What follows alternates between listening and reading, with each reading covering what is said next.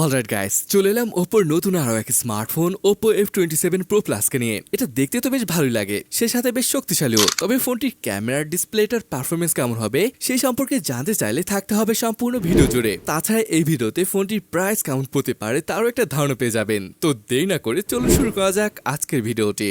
Guys, পিছনের design যদি দেখেন একদমই আলাদা ধরনের, ডুয়েল টোন ফিনিশ, মাঝে মার্বেল ফিনিশ ডিজাইন এবং দুই পাশে লেদার ফিনিশ দেওয়া হয়েছে। আবার এখানকার যে ক্যামেরা মডিউল রয়েছে এটি চারপাশে স্টিলের রিং দেওয়া হয়েছে। এই কালারটির নাম ডাস্ক পিঙ্ক এবং আরো একটি মিডনাইট নেভি নামের কালার রয়েছে। ইন হ্যান্ড ফিল খুবই ভালো পাওয়া যাবে। এর পিছনে এবং সামনে দুই জায়গায় কার্ভ করা হয়েছে। ফোনটির থিকনেস 7.9 মিলিমিটার, ওয়েট প্রায় 177 গ্রামের মতন। গাইস, সব থেকে আকর্ষণীয় লেগেছে যে ব্যাপারটা সেটা হলো এটার আইপি রেটিং। জি হ্যাঁ, এখানে IP69 এর রেটিং রয়েছে। এটা যদি দেশে আসে তাহলে প্রথম কোনো ফোন হবে যেখানে IP69 এর রেটিং রয়েছে। জেনারেলি আমরা ওয়াটার রেজিস্ট্যান্ট বলে থাকি, বাট এই ফোনটিকে আপনি ওয়াটার প্রুফও বলতে পারেন। তাছাড়া এটা কেমন শক্তিশালী ফোন আসুন একটু দেখে আসি।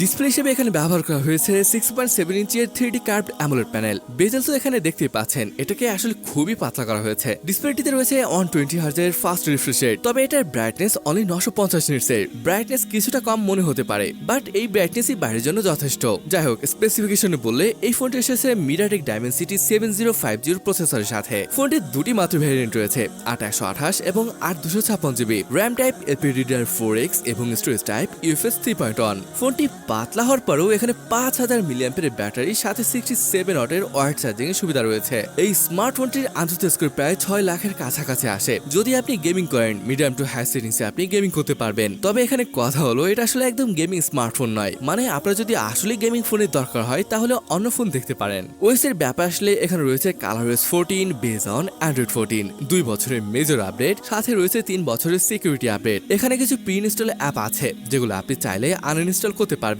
সেন্সর এখানে সবই রয়েছে, in display fingerprint sensor, face unlock, আর এগুলো কাজ করেও দারুণ ভাবে। কানেক্টিভিটি নিয়ে বললে 5G, dual 4G VoLTE, Wi-Fi 6 এবং ব্লুটুথ 5.3 রয়েছে। আর যদি বলি ক্যামেরার কথা, এখানে দুইটা সেন্সর রয়েছে। একটা তো 64 মেগাপিক্সেলের, অন্যটি 2 মেগাপিক্সেলের ম্যাক্রো। ফ্রন্টে 8 মেগাপিক্সেলের একটি সেলফি ক্যামেরা। ভিডিওগ্রাফি নিয়ে বললে রিয়ার ক্যামেরাতে 4K 30 ফ্রেমে শুট করতে পারবেন, যেটা বেশ ভালো একটা ব্যাপার। তবে 8 মেগাপিক্সেলের সেলফি ক্যামেরা দিয়ে 1080p শুট করা যাবে। এখানকার ক্যামেরা সেটআপ সত্যি বলতে খুব একটা ভালো লাগেনি। যদি সেলফি ক্যামেরাটি 30 মেগাপিক্সেলের হতো এবং ব্যাক প্যানেলে একটি আলট্রা ওয়াইড সেন্সর থাকতো, ব্যাপারটা মনে হয় আরো বেশি বেটার হতো। যাই হোক, আসুন কিছু ফটো স্যাম্পল দেখে আসি।